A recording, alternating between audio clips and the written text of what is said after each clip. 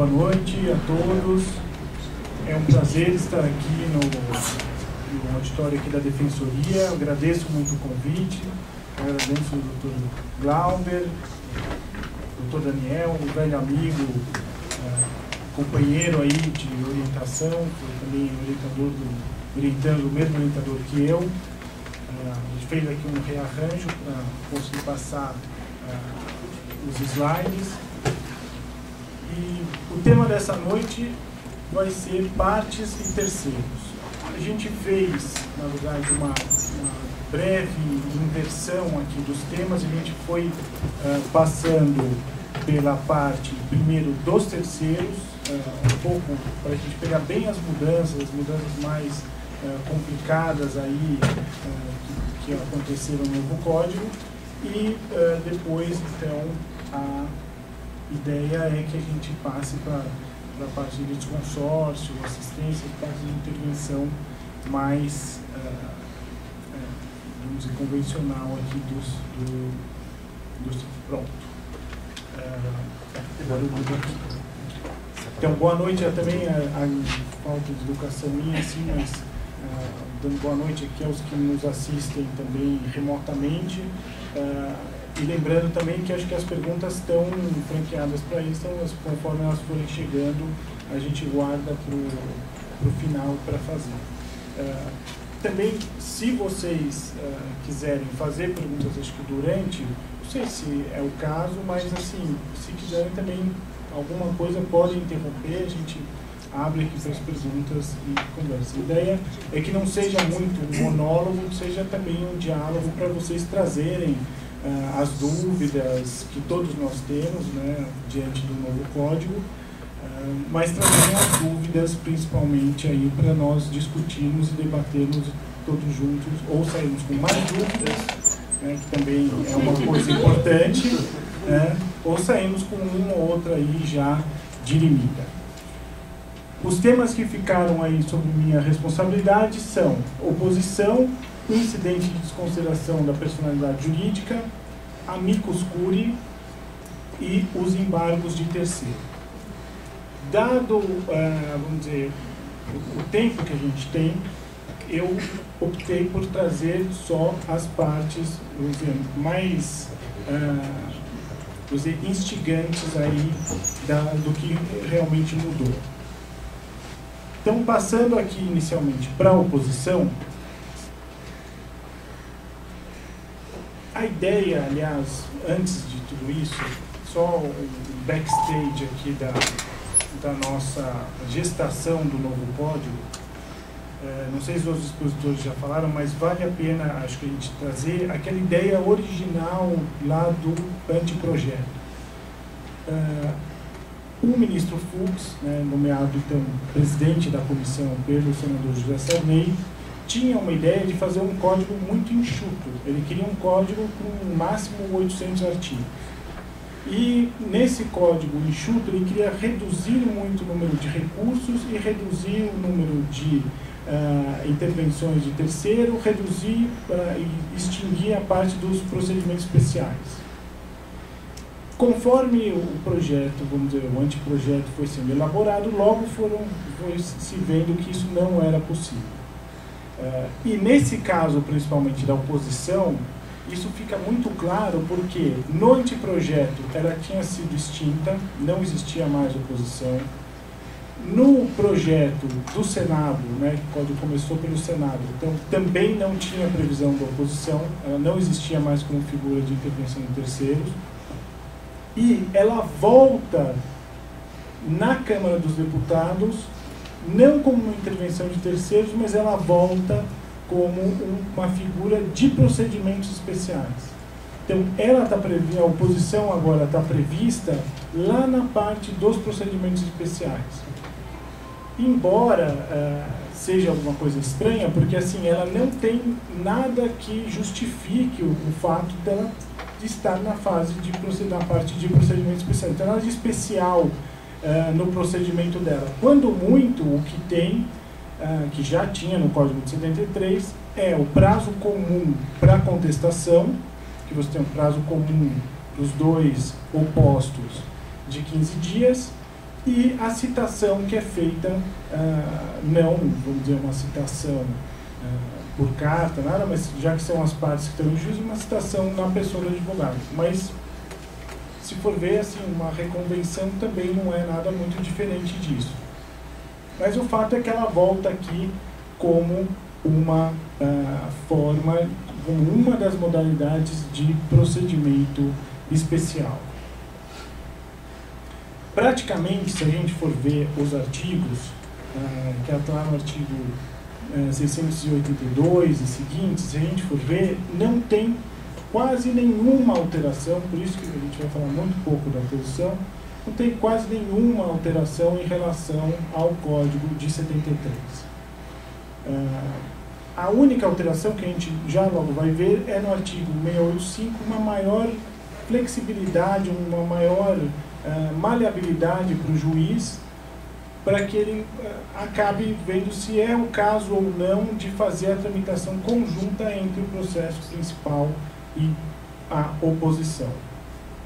De toda forma, o que já fica muito, muito claro desde o começo, e daí a ideia de se extinguir a figura interventiva da oposição, é que são casos muito raros que você tem de uma oposição verdadeira. Se você já faz uma pesquisa de jurisprudência, você acha alguns casos, a maioria, se você for analisar, não é oposição propriamente dita, ou é uma denunciação da lide diferente, ou é uma nomeação autoria diferente, ou um chamamento ao processo que o advogado acabou se confundindo ali na hora. É muito raro você ter uma figura de fato de oposição. Acho que em todos esses meus já 15 anos de advocacia, eu tive 2 casos só de oposição real, assim, vamos dizer que seria verdadeira, e tudo casos de terra. Casos de terra, principalmente, um era no Pará, outro era, se não me engano, no Mato Grosso. Problemas que a matrícula não estava muito bem localizada ali na área, então você tinha discussão, vamos dizer, 2 pessoas ali se julgando titulares daquela mesma área. Isso está ficando cada vez mais raro, isso eu estou falando era começo dos anos 2000, então 2002, 2003. Conforme a gente foi avançando nos processos de ortorretificação, então agora as matrículas são ortorretificadas, eu não vi mais oposição, pode ter sido sorte minha, mas acabei não vendo mais um caso mesmo de oposição. Então, acho que por isso a gente tem aí essa hipótese mais rara, e por isso queríamos terminar. O senhor sabe, a oposição é aquela ideia em que um terceiro vem ao processo, intervém no processo, alegando que ele tem o mesmo direito que o autor está pleiteando em face do réu. Então ele vem para... que na verdade a oposição, se nós vamos ter um raio-x dela, ela tem 2 ações dentro dela. Ela tem uma ação declaratória negativa em face do autor, falando esse direito é meu, não é seu, e tem uma declaração, tem uma ação idêntica a que o autor está demandando em face do réu e em face também do réu. Então, como se o terceiro quisesse estar no lugar do autor. Então, assim, o titular desse direito sou eu e não é você. Então, muito difícil, muito raro a gente ter um caso propriamente dito de oposição. E aí a gente tinha uma hipótese, assim, 2 modalidades de oposição. Uma que era uma oposição interventiva, que era aquela que acontecia até o momento, dentro do arco procedimental, que era o momento da audiência de instrução e julgamento, que acontecia e processava nos mesmos autos. E você tinha o que a gente chama de oposição autônoma, que ela acontece depois que já começou a audiência de instrução e julgamento, e ela era processada em apartado e poderia ter uma suspensão do processo por até 90 dias. É nesse ponto aqui que alterou, então era o artigo 60, agora ficou esse artigo 685. Aqui eu chamo a atenção para esse pedaço aqui. Na verdade, os artigos, o que aconteceu no novo código? Eles juntaram, eles fundiram o artigo 60 e o artigo 61. O 60 era a oposição interventiva, ficou aqui o caput exatamente igual, e o artigo 61 ficou aqui o parágrafo único, com uma diferença. Então diz, se a oposição for oposta após o início da audiência, o juiz suspenderá o curso do processo, aqui, processo principal, ao fim da produção das provas. Então, terminou a fase instrutória, terminou a audiência, ele suspende o processo. No Código de 73, falava por até 90 dias. Senão, o processo daí tramitava em conjunto. E aqui, no Código Novo, ele diz, salvo se o juiz concluir que a unidade da instrução atenderá melhor ao princípio da duração razoável do processo. O que significa? Quer dizer, se o juiz entender que naquele caso vale mais a pena processar as duas, né, oposição e processo principal em conjunto, aproveitando aquelas provas que vão ser colhidas na audiência, aí o juiz acaba tendo essa possibilidade para fazer esse processamento conjunto. Não é necessário que ele suspenda e espere a suspensão do processo. Basicamente isso, só deixou um pouco mais maleável aqui em relação à atuação do juiz. Nada mais do que isso. Mas garanto para vocês, vai continuar sendo uma figura agora de procedimento especial muito rara de se ver na prática, sendo bem utilizada mesmo como ela está prevista. Então, por isso, não vamos falar mais aqui da oposição. Se vocês tiverem alguma dúvida, depois a gente pergunta e a gente discute um pouco mais sobre ela. Vamos entrar agora numa figura que essa sim foi uma grande novidade, não em termos da existência dela no direito processual brasileiro, mas na forma como ela está sendo feita. Pela primeira vez tem um regramento processual da desconsideração da personalidade jurídica. O que a gente tem hoje em dia, né? Até o código entrar em vigor em março, como que é o nosso sistema ligado à desconsideração da personalidade jurídica? E tem várias leis de direito material, algumas com alguma discussão se de fato isso é desconsideração da personalidade jurídica mesmo ou não, e essa discussão com a criação do incidente se acirrou de uma forma exacerbada. Então aqui as primeiras formas, que é a CLT e o Código Tributário Nacional, já tem previsão de desconsideração da personalidade jurídica, mas por serem lá da década de 30, década de 50, 40, 50, não tem vamos dizer, a menção ao nome de desconsideração da personalidade jurídica. O fenômeno é praticamente o mesmo. Você desconsidera a divisão, o limite do conjunto patrimonial entre a sociedade e o sócio, para buscar dentro do, vamos dizer, no caso da desconsideração direta, buscar dentro do limite patrimonial do sócio bens para satisfazer uma obrigação que está sendo executada ou que será executada no futuro. Basicamente é isso que acontece na CLT, na previsão do artigo 2º, parágrafo 2º, e no Código Tributário Nacional, nos artigos 134 e 135. Mas a gente não lê lá a expressão desconsideração da personalidade jurídica. A gente começa a ver escrito na lei desconsideração da personalidade jurídica a partir aqui do Código de Defesa do Consumidor, Código Civil, a legislação que regula a concorrência, depois vem a legislação ambiental, lei anticorrupção, mais recente. Só que, como todo instituto, depois do amicus curiae foi mais ou menos a mesma coisa. Como todo instituto que ele vem de fora, a gente importa ele de um ordenamento estrangeiro, ele acaba sendo muito mal regrado, pelo menos no início. Então, se a gente for ler os dispositivos dessas leis materiais, a gente vai ver uma diversidade de requisitos ou pressupostos para a desconsideração. Então, cada lei tem algum pressuposto diferente, coisa que na prática acaba dando, às vezes, muita discussão. O que o novo incidente acaba fazendo?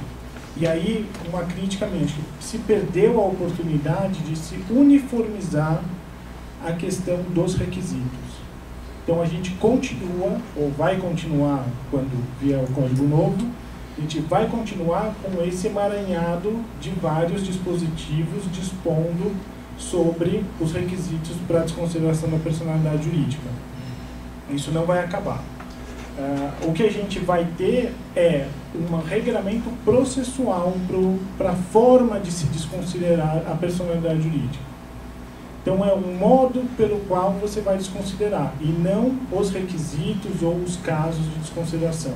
Vai continuar aquela discussão toda de teoria maior, que você precisa do elemento, vamos dizer, subjetivo, do desvio, da fraude, do abuso, e vai ficar também aqueles casos de teoria menor que basta só a insolvência da sociedade como vamos dizer, um obstáculo para você conseguir a satisfação do crédito. Isso tudo vai continuar. O que vai ter é uma substituição da forma pela qual você faz a desconsideração. Como que é hoje em dia? Quer dizer, como que, à luz de todos esses ordenamentos materiais, a jurisprudência foi criando a forma de você desconsiderar. Basicamente, hoje o que a gente faz é, a gente desconsidera e penhora primeiro e faz perguntas depois. A ideia agora do novo código é se inverter isso.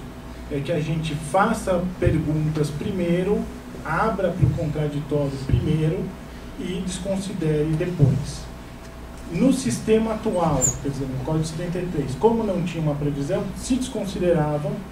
Aqui no Estado de São Paulo tem um provimento, que é até o provimento 24 de 2006, que já determinava que na desconsideração se enviasse, e isso vai ser importante depois, se enviasse um ofício para o distribuidor para anotar o nome dos sócios que foram cuja personalidade, foram afetados pela desconsideração da personalidade jurídica, os sócios que têm o patrimônio que irá ser afetado pela desconsideração,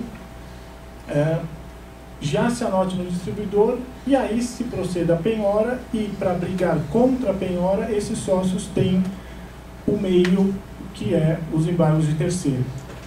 Então, nesse caso, vamos dizer, hoje em dia, o que a gente tem é isso. O novo código, e vocês vão perceber que uma das maiores bandeiras do novo código é o contraditório. Então, assim, o novo código levanta a bandeira do contraditório como algo sacrossanto que não pode ser arranhado. Então, a ideia aqui do incidente de desconsideração foi abrir um intervalo, seja no processo de conhecimento, seja no processo de execução, para que se exerça o contraditório por meio, vamos dizer, por quem seria afetado pela desconsideração, e só no final desse incidente de contraditório se inclua essa pessoa no polo passivo, e aí se prossiga a execução, o processo de conhecimento, a cobrança contra essa pessoa. Basicamente, então, é isso. Vamos analisar aqui um pouco os artigos aqui da desconsideração, do incidente. Quem são os legitimados para pedir a desconsideração? Legitimados ativos. Tem aqui já uma certa discussão se o que você tem dentro do incidente é de fato exercício do direito de ação. Eu entendo que sim, que você tem ali sim o exercício do direito de ação. Não é um mero incidente como, por exemplo, uma impugnação do valor da causa, uma exceção de incompetência, que agora não vai ser também mais, o incidente vai estar dentro da contestação, mas aqui sim você tem uma ação sendo exercida em face aqui dos sócios, no caso da desconsideração da personalidade jurídica direta. Diz aqui o artigo, quem pode pedir isso? Quem pode instaurar o incidente, pedir a instauração do incidente? A parte ou o Ministério Público, quando lhe couber intervir no processo. Aqui tem também, de novo, já começa uma certa problematização. Quer dizer, sempre que o Ministério Público puder intervir no processo com custos legis, ele pode pedir a desconsideração? Eu entendo que não é qualquer caso de intervenção no Ministério Público que ele pode pedir a desconsideração, exatamente por ser um exercício de ação. Quer dizer, quando ele for parte, já também está previsto ali em parte. O que eu entendo, e eu tiro, vamos dizer, uma interpretação mais sistemática aqui desse dispositivo, são aqueles casos em que o Ministério Público ele pode assumir o papel da parte, então, por exemplo, na ação popular, na ação civil pública, que foi movida por uma associação, por exemplo, ele pode assumir o papel da parte se ela não continuar no processo. Então, nesse caso, como o Ministério Público já vai estar atuando no processo como custos legis, mas ele pode acabar assumindo a condição de parte, ele vai poder pedir aqui a desconsideração. E quem vai ser o vamos dizer, o polo passivo, aí, o legitimado passivo? Vão ser, no caso da desconsideração da personalidade jurídica direta, né, que você está com a sociedade como ré, você vai querer desconsiderar, seja para os sócios, seja para os administradores dessa sociedade. E no caso aqui, que é uma inovação também boa, se positivou aqui a ideia de que você pode ter desconsideração inversa. Então você está executando, por exemplo, o sócio, mas você descobriu que os bens desse sócio acabaram estando todos ali na sociedade. Então, de repente, a sociedade tem um iate, tem um carro de luxo, tem cavalos, mas você, então, pode desconsiderar, falar que tem uma nítida confusão patrimonial, vamos penhorar os bens da sociedade. Cabimento, a gente falou já um pouco. Você pode pedir a instauração do incidente tanto no processo de conhecimento, quanto no cumprimento de sentença, quanto num processo de execução de título extrajudicial. Aqui ficou uma questão mais complicada. Era muito raro a gente ter pedido de desconsideração da personalidade jurídica no processo de conhecimento. Aqui se abriu de uma forma mais escancarada essa questão do cabimento no processo de conhecimento, com a possibilidade que está ali prevista no parágrafo 2º de você poder pedir já na petição inicial desconsideração. Nesse caso, você já inclui os sócios ou administradores no polo passivo da sua ação, da sua petição inicial, e ali você já coloca um pedido, além dos que você já está fazendo, de desconsideração da personalidade jurídica. E aqui ficou muito para baixo, mas assim, o que estava dizendo é que o requerimento vai ter que demonstrar os requisitos previstos, os pressupostos legais específicos, ou seja, os requisitos previstos na legislação material aplicável àquele caso concreto. Então, se você está tratando de um caso de consumidor, você está olhando lá para o artigo do Código de Defesa do Consumidor e, eventualmente, o parágrafo 5º, falando ali do caso de desconsideração com base na teoria menor. Se você está falando, por exemplo, já num caso civil, você vai ter que demonstrar o abuso de direito, o desvio de finalidade da sociedade. Então, você tem os requisitos para determinado tipo legal. Quais são esses requisitos, né, que a gente colhe ali da lei? Abuso de direito, desvio de finalidade, confusão patrimonial estado de insolvência, encerramento irregular das atividades. Esses termos e outros ainda são tratados de uma forma não muito sistemática por todos esses dispositivos que eu vim falando. Então, Código Civil, Código de Defesa do Consumidor, na CLT, no Código Tributário Nacional, lei anticorrupção, legislação ambiental, e por isso, às vezes é muito difícil, você pega a jurisprudência oscilando muito na aplicação desses pressupostos. Como que é o procedimento da desconsideração do incidente?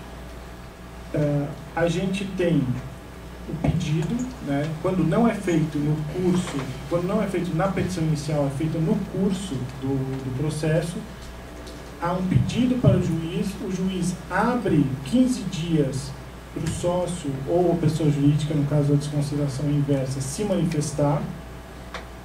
Esse prazo, até diz aqui claramente que é um prazo de citação, quer dizer, vai ser citado para em 15 dias se manifestar.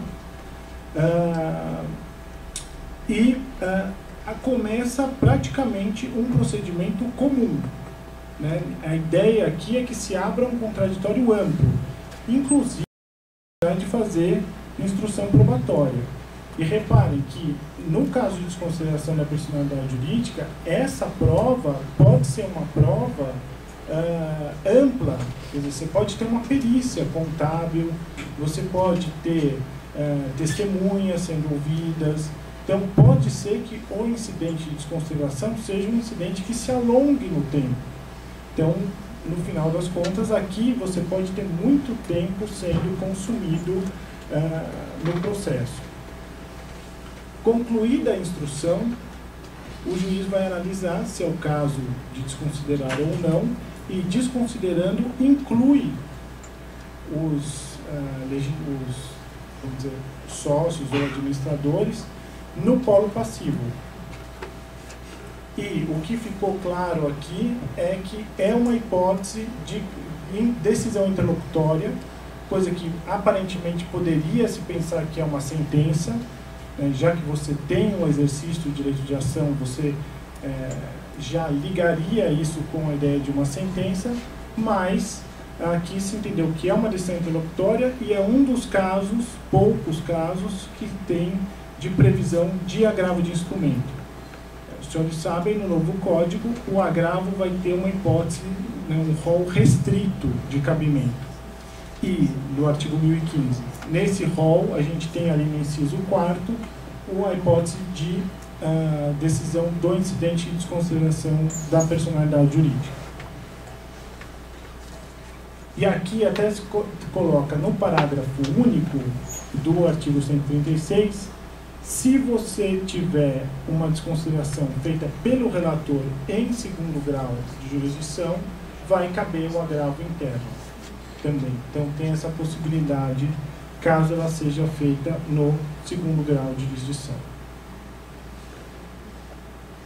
Aqui, uma das principais críticas, né, a impressão que a gente tem, muitas vezes, lendo o novo código, é que ele foi feito por mais de uma pessoa, coisa que é verdade, né? Foram várias pessoas trabalhando, seja desde o anteprojeto, passando pelo projeto no Senado, na Câmara, depois voltou para o Senado, mas mesmo assim comissões muito grandes, muita gente trabalhando. E aqui isso fica bem claro. Na interface entre a parte que dispõe sobre o incidente de desconsideração e a parte que dispõe sobre a fraude de execução. Não ficou claro, para desespero de nós que vamos aplicar aqui o novo código, não ficou claro quando você tem um marco inicial para se considerar que alguma alienação por aquele sócio, pensando na desconsideração direta ou pela sociedade, na inversa, mas quando aquele bem, aquela alienação daquele bem vai ser considerada, vai poder ser considerada em fraude de execução. Se a gente for olhar o artigo 137, que trata do incidente, ele fala, acolhido o pedido de desconsideração, ou seja, tramitou todo o incidente, chegou no final, e foi acolhido o pedido de desconsideração. Esse sócio foi incluído no polo passivo e a partir dali vai ser considerada qualquer alienação de bens em fraude de execução. O artigo 792, parágrafo 3º, já é diferente. Ele diz, a partir do momento em que você cita a pessoa jurídica, no caso da desconsideração direta, você citou a pessoa jurídica, o sócio, se ele alienar um bem e se tornar insolvente, já vai ser em fraude de execução. Na minha opinião, nenhuma das duas opções é a melhor. Por quê? À luz da súmula 375 do Superior Tribunal de Justiça, o que se deve preservar, no caso, é a boa-fé do terceiro adquirente. Então, a súmula, por exemplo, diz, ou você tem uma prova de que esse terceiro sabia daquela execução que estava em curso, ou poderia saber, mas uma prova da má-fé do terceiro, ou o credor vai ter que demonstrar essa má-fé de alguma forma. Ou seja, de algum jeito você tem que demonstrar que o terceiro estava sabendo. Se você contou essa fraude de execução desde o começo da sociedade, da citação da sociedade, isso às vezes está anos lá atrás. Hoje você está buscando bens, mas aquele bem foi alienado pelo sócio muitos anos antes. Quem adquiriu aquele bem, não é costume nosso fazer uma busca exaustiva das ações contra a sociedade das quais a pessoa é sócia. Até porque é difícil você saber se essa pessoa é sócia de sociedades, tudo bem. Aqui no estado de São Paulo, a pessoa mora em São Paulo, você pode buscar na Jusesp. Agora, ela pode ser sócia de empresas no Rio, ou em Minas, ou em outro estado. Como que você vai saber de que sociedade ela faz parte? E como você vai fazer uma busca exaustiva das ações promovidas em face da sociedade? É muito difícil. Então, o terceiro de boa-fé, nesse caso, acaba ficando prejudicado. Então, aqui ficou uma coisa, a impressão que eu tenho é que vai começar a criar uma jurisprudência, criar uma interpretação, mais ou menos na linha desse provimento que eu falei, que é o provimento 24 de 2006, aqui do Tribunal de Justiça de São Paulo, dizendo esse acolhimento do pedido de desconsideração. Na verdade, o que se quis dizer ali é o pedido de instauração, né, ou como se fosse a admissibilidade do pedido de instauração do incidente. Então, você fez isso, o juiz já admitiu. Bom, alguma coisa já aí a gente já tem. Então, vamos determinar a ida para o distribuidor para registrar ali o nome das pessoas que serão afetadas se esse pedido for ser julgado procedente, né, se for admitido, acolhido efetivamente. Eu imagino que aqui a gente vai ter uma interpretação diferente aqui, ligada mais ao acolhimento do pedido de instauração e não efetivamente do mérito que seria desconsiderado. Mas perdeu-se aqui a oportunidade de criar alguma coisa mais homogênea entre os dois artigos. Bom,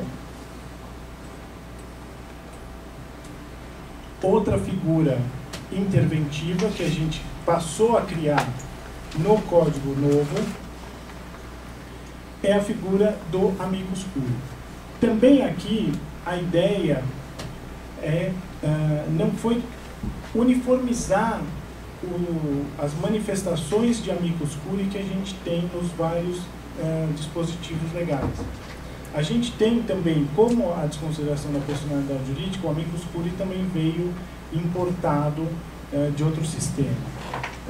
Então a gente tem casos de amicus curiae também sem usar o nome de amicus curiae, mas desde 78 com as intervenções da CVM em processos ligados a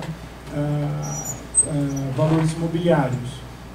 Em 94 já começa também a intervenção do CAD em processos ligados à concorrência.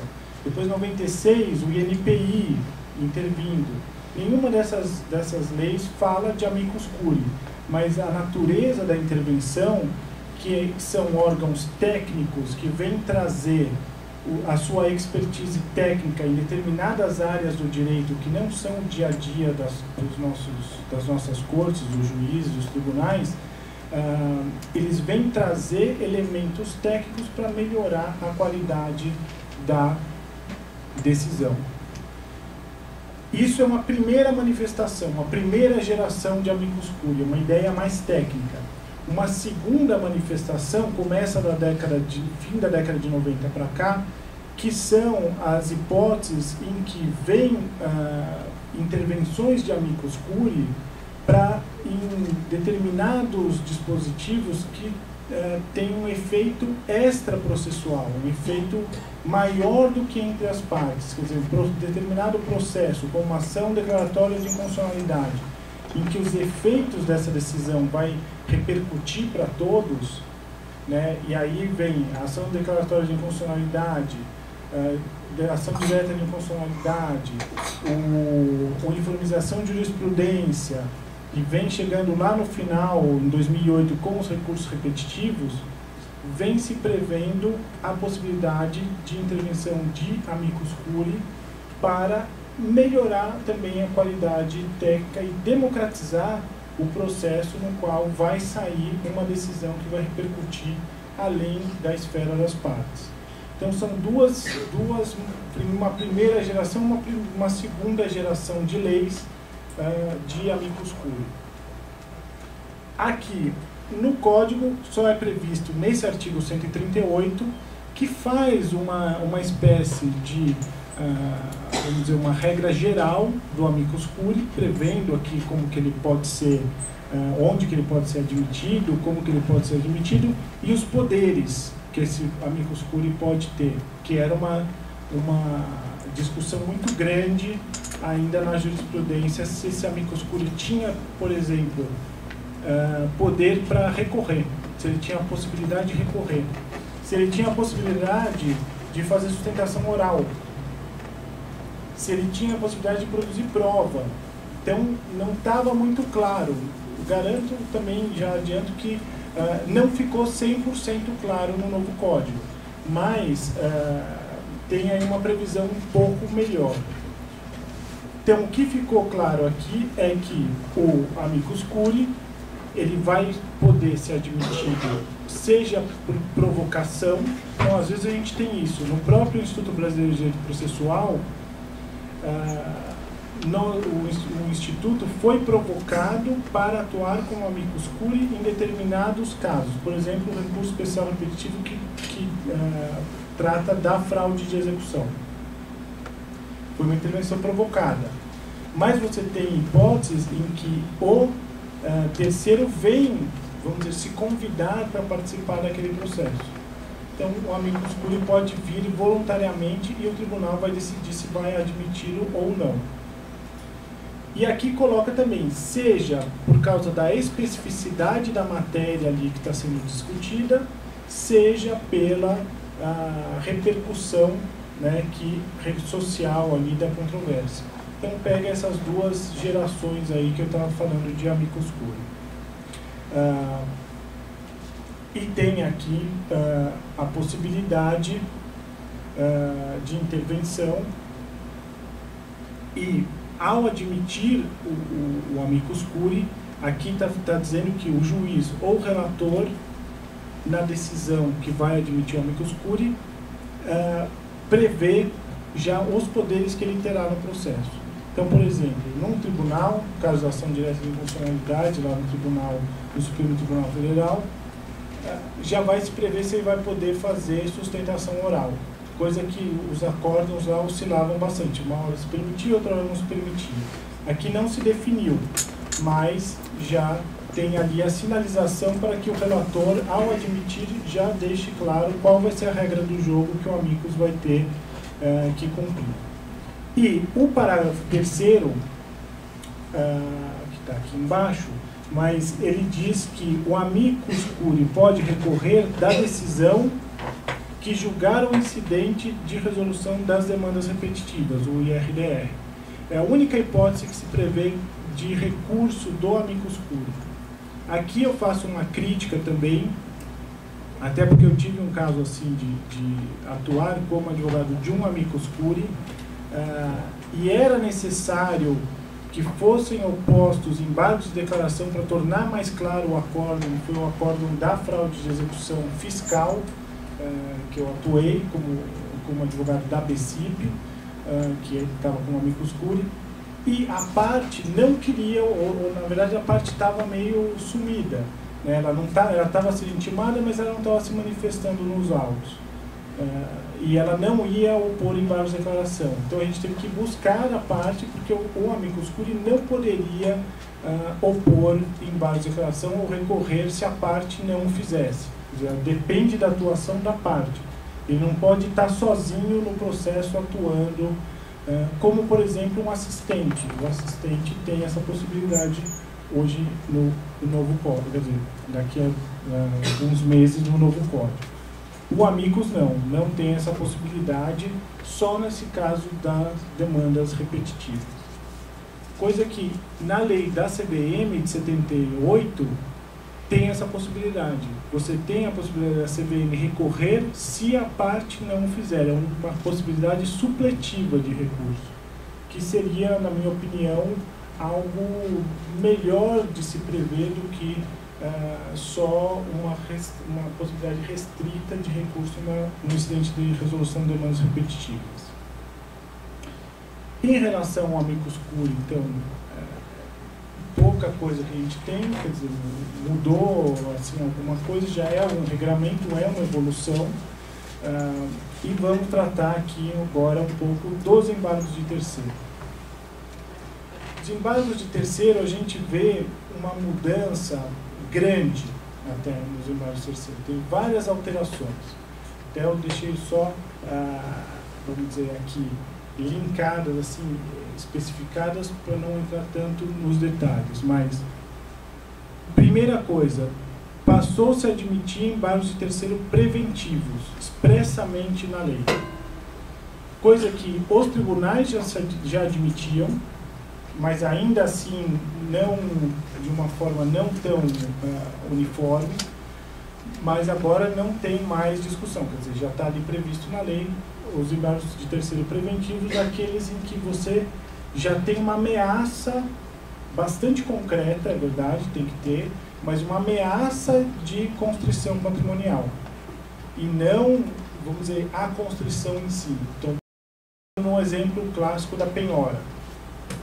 Se o credor, né, o exequente, já indicou o bem, a penhora, o juiz já deferiu essa penhora, você não precisa esperar que saia um mandado de penhora ou que saia, que seja feito o termo de penhora para daí você opor embargos de terceiro.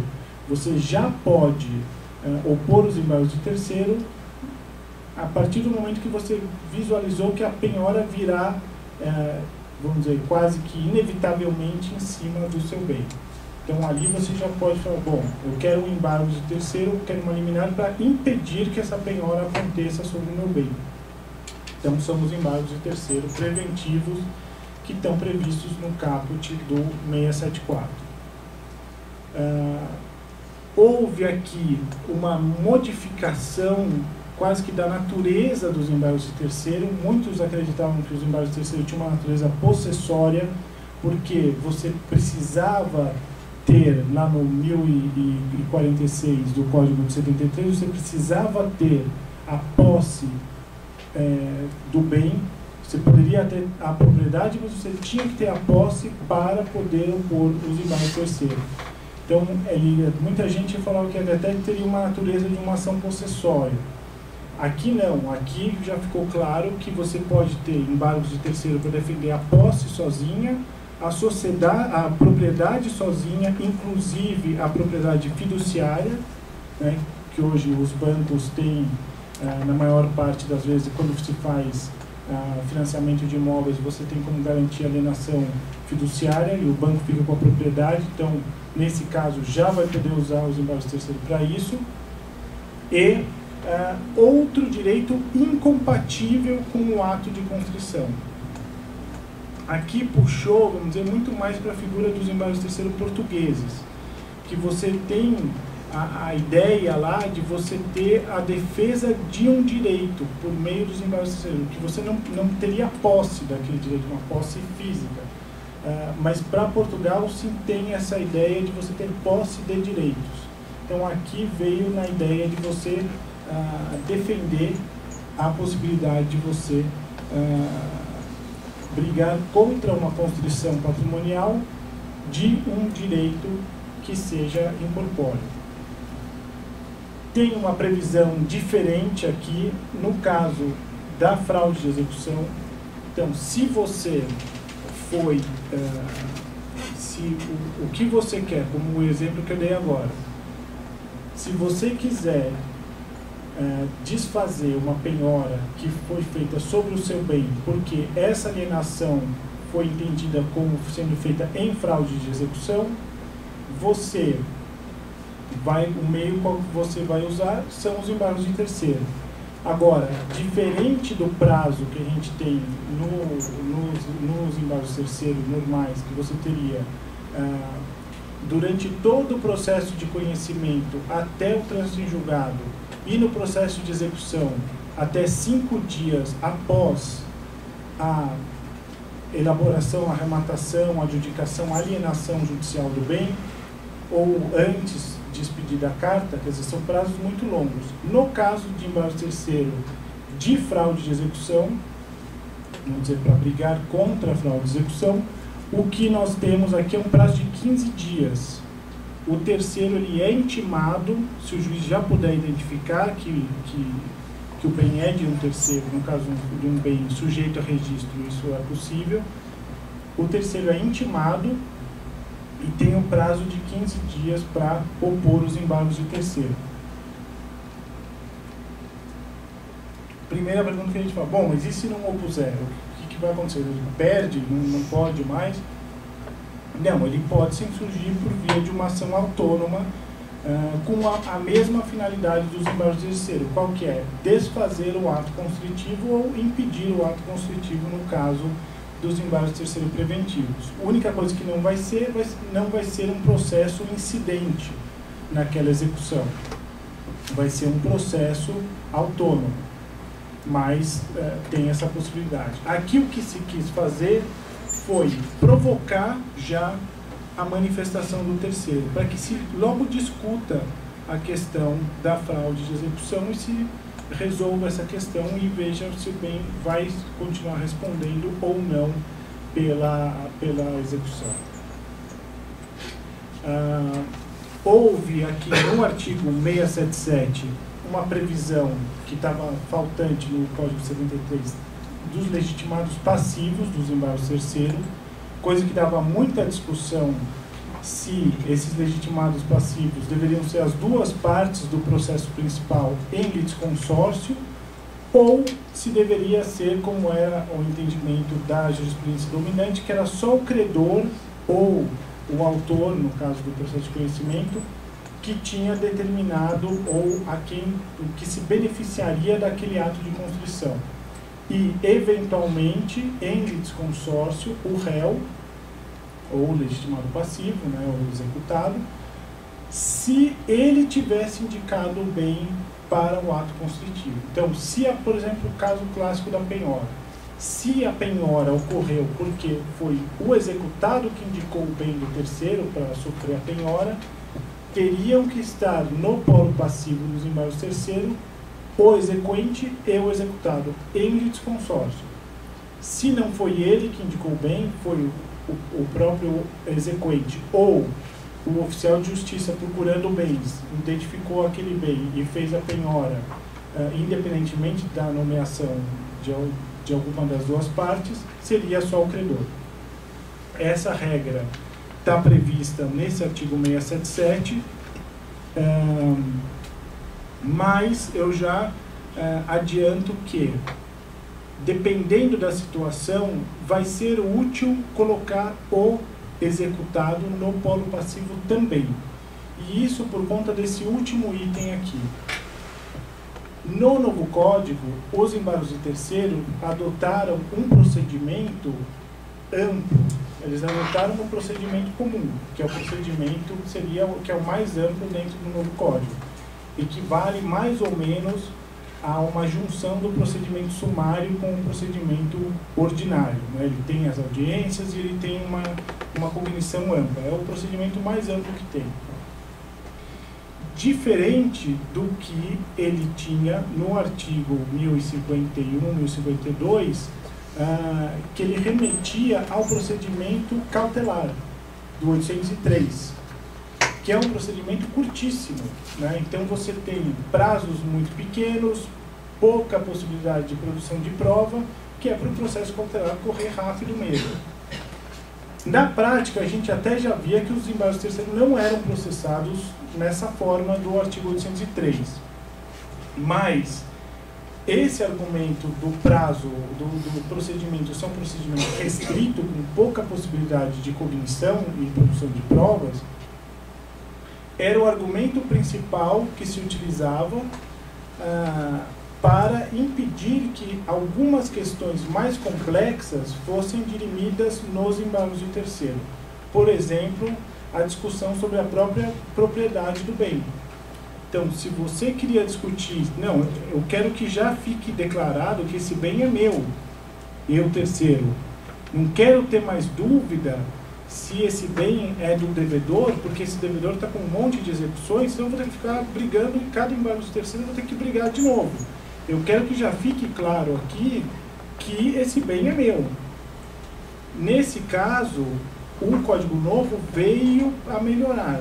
Então, ao adotar um procedimento maior, mais amplo, e permitir a produção de prova sobre isso, já está lá previsto no artigo 681 que você vai ter a sentença que julgar os embargos de terceiro já vai decidir definitivamente a questão da propriedade, se ela for discutida.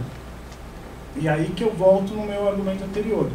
Se ela for discutida entre legítimos contraditores, né? Então, se você está discutindo se esse bem é seu ou do executado, o executado tem que estar presente nesses embargos de terceiro para discutir com você. Se você está discutindo só com o credor, essa sentença não vai ser apta a formar uma coisa julgada sobre a propriedade, que é uma das grandes vantagens que o Código está trazendo agora de novo, né? Aqui é um paralelo, se a gente for pensar, com o artigo 503 do novo Código, que trata da possibilidade das questões prejudiciais fazerem coisa julgada, desde que discutidas num processo em que se tenha um exercício efetivo do contraditório e um processo que não tenha restrição probatória. Então, aqui, se adotou o procedimento comum que não tem restrição probatória e se admitir um contraditório efetivo sobre a questão da propriedade, sobre a questão da posse, essa posse é minha, a posse legítima é minha, não é do devedor. Aqui você vai poder ter uma decisão com força de coisa julgada sobre essas questões que, em regra, são questões prejudiciais. Elas ficam ali decididas na motivação. A decisão principal é a penhora vai ser desfeita ou não, ou a penhora vai ser afastada ou não, não vai ser realizada ou não. Tudo isso que era discutido antes ficava na motivação da sentença, não fazer a coisa julgada. Aqui o artigo 681 quis trazer uma efetividade a mais para o processo de embargos de terceiro. Então, já que vamos discutir a propriedade, vamos ter uma sentença definitiva sobre isso, para que não se precise discutir mais essa questão. Então, a ideia foi aqui, um pouco a ideia, que também é uma outra grande bandeira aqui do novo código, que é a ideia do processo render mais. A gente pega, até na exposição de motivos, se diz, querem que o processo renda mais. Quer dizer, já que está sendo discutido, vamos discutir e fazer uma decisão definitiva. E só aqui, para a gente concluir, retomada um pouco do que a gente já falou. Oposição, nada de muito novo, ela apenas migrou, né, mais para o sul do código, foi lá para a parte dos procedimentos especiais. Desconsideração, aqui sim, virou uma forma de intervenção, a ideia da necessidade de um contraditório prévio. O amicus curiae foi um pouco melhor regulado, principalmente quanto aos poderes e hipóteses de cabimento. E os embargos de terceiro, o procedimento foi, aqui acho que a principal matéria é ampliado para que se você discuta com força de coisa julgada mais matérias do que você normalmente já discutiria. Então, era isso aqui que eu tinha preparado para essa noite. Obrigado pela atenção de todos. Obrigado.